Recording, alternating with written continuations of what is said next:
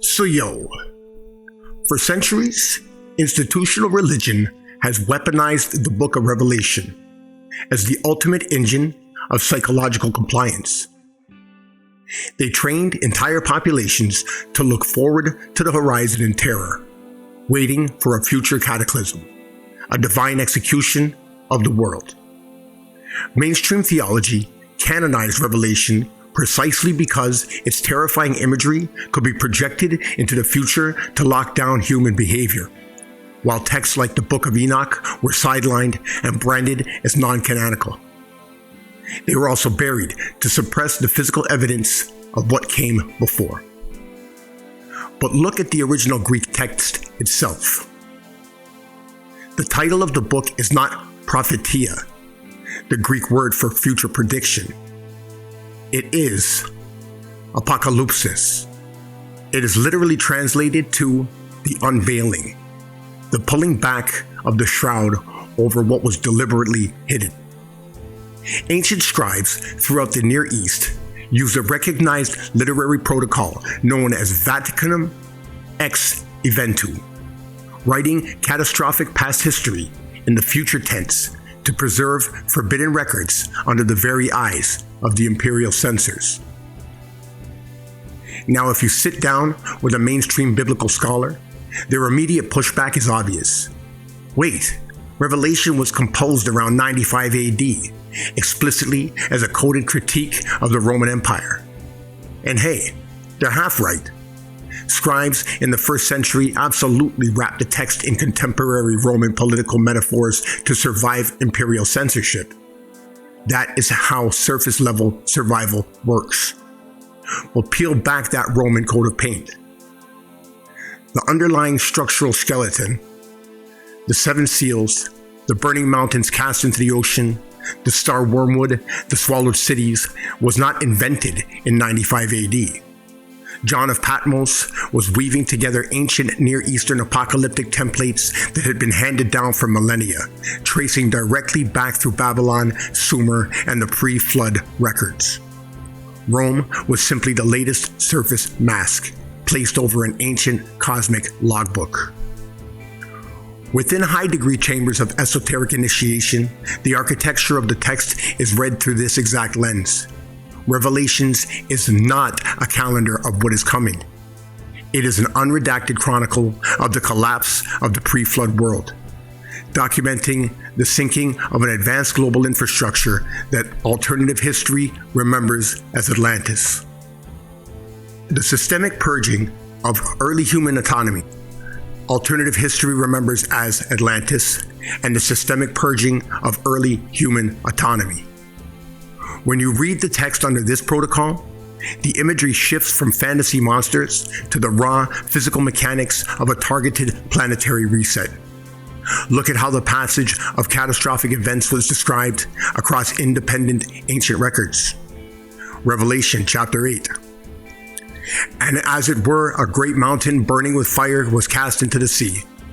And there fell a great star from heaven, burning as it were a lamp. And the name of the star is called Wormwood, and the waters became wormwood. This is not divine magic. This is the physical thermodynamic sequence of a cometary impact. Cross-reference this with Tablet 3 of the Mesopotamian Atrahasis epic.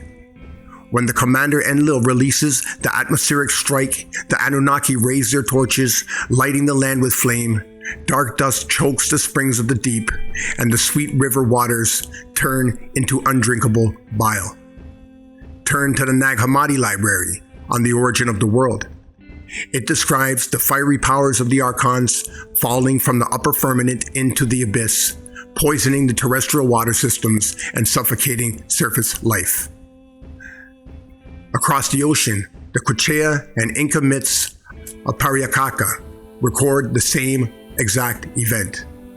A burning mountain falling from the sky, turning the rivers into red poison, boiling the oceans, and flooding the peaks of the Andes. Now, playing the devil's advocate with ourselves here, traditional academia will usually step in and say these are just isolated local legends, that Mesopotamians were just reacting to the Euphrates overflowing and native traditions were describing localized forest fires. And skepticism is healthy, but think about what that requires us to accept. That completely isolated cultures, separated by oceans, simultaneously imagine the exact same physical sequence: burning mountains from the sky, atmospheric blackout, rivers turning to bitter poison, and oceanic surges swallowing coastal settlements. A standard river overflow does not turn the sky black for years or drop platinum-rich impact signatures across 4 continents. That isn't local weather. That is global impact physics. The stars falling from heaven and bitter waters match the exact geological signatures of the Younger Dryas impact event, a series of cometary airbursts 12,800 years ago that melted glacial ice sheets, triggered global wildfires, and flooded the coastal shelf of the planet. The core focus of the ancient cataclysm was the complete dismantling of the pre-flood technological and metropolitan centers. Look at the description of the terminal strike. Revelation chapter 18. And a mighty angel took up a stone like a great millstone and cast it into the sea, saying, Thus with violence shall that great city Babylon be thrown down, and shall be found no more at all. The modern theological debaters arguing over whether Babylon represents New York, Rome, or Iraq, this remains a floating riddle. But across global records, the event is recorded as a physical kinetic strike against the primary coastal hubs of the previous cycle. In Tablet 11 of the Epic of Gilgamesh, the ancient city of Shuruppak is submerged in a single night of tempest, flattening the land until all mankind was turned to clay. In the Ki'ich Mayan Popol Vuh, the sky gods deploy violent oceanic surges that submerge the stone towers of the early creation cycle. And in the sacred oral chants of Easter Island, preserved by elders long before modern linguists debated over their wooden tablets, they recall the sky war or Ura Viri and the drowning of their ancestral homeland, Hiva. This wasn't mythology. It was global geography changing overnight. When the Younger Dryas cometary impacts melted the ice sheets, global sea levels surged by nearly 400 feet, drowning over 10 million square miles of coastal infrastructure across the globe. The proof isn't hidden, it's carved in stone. Look at the Great Sphinx of Giza. Boston University geologist Dr. Robert Schoch proved that deep vertical fissure weathering on the Sphinx enclosure wall was caused by thousands of years of torrential rainfall. Precipitation that has not existed in Egypt since the end of the last ice age. Now, if we challenge ourselves on what happens when the floodwaters recede, mainstream archaeology points to the sites like Göbekli Tepe of Koran Tepe across Turkey's Tas Tepeler region, arguing, look, surrounding digs show a gradual evolution of tool-making hunter-gatherers over centuries. And that's a fair observation of the regional timeline. But look at what that actually reveals. Whether dated to 9,600 BC or slightly earlier across that network, you're still looking at 20-ton T-pillars, 3D stone carvings, and astronomical precision right at the boundary of an ice age collapse. Labeling these builders as semi-sedentary foragers describes what they were eating, but it doesn't explain where that high-level celestial geometry originated. Göbekli Tepe and its sister sites weren't the birthplace of primitive engineering. They were the post-cataclysmic reboot stations where preserved pre-flood knowledge was deployed to reseed agriculture, stonemasonry, and astronomy back to the surviving workforce. Why did the early church councils filter the ancient library? Why reject the Book of Enoch and the Dead Sea Scrolls? Because the Enochian record exposes the precise reason for the reset. In 1 Enoch chapters 7 and 8, the Watchers did not merely commit moral infractions, they passed advanced operational technologies directly to humanity. Metallurgy, celestial mapping, chemistry, and sovereign consciousness. The classical theological counter-argument is Enoch was just dropped because copies were lost and teaching metallurgy was listed as a moral sin of temptation. But let's think that through together. Since when is knowing how to forge metals, navigate by the stars, and process raw materials purely a moral sin? It isn't. That is the transfer of practical industrial infrastructure. The management class framed it as transgression for the exact same reason centralized institutions always resist decentralized autonomy. Because an armed, self-navigating workforce no longer requires an overseer.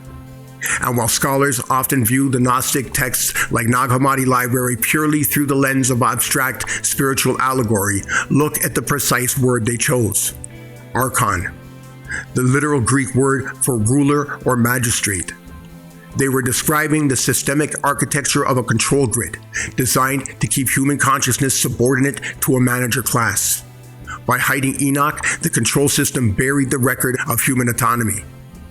By turning revelation into a future threat, they ensured humanity would remain trapped in a perpetual loop of guilt and fear, worshiping the very faction that executed the original reset. The control matrix relies entirely on keeping humanity blind to its own history. They require you to stare at the sky in terror so you never examine the geological, textual, and megalithic evidence beneath your feet. When you step out of that narrow, terrified Enlil paradigm, your perception changes. You realize you are not waiting for the end of the world. The end of the world happened thousands of years ago. What you see today is simply a downstream management crew trying to govern the ruins of a far grander cycle. You are the resilient, living inheritance of that pre-flood lineage. The entire theological machinery of fear dissolves the moment you hit the frequency of your own historical remembrance. The past is unveiled. The matrix is exposed. And the world belongs to the living. And if you enjoyed this, want to explore any more reality co-creation or consciousness ascension, then just hit me up, nogoodbreathing.com.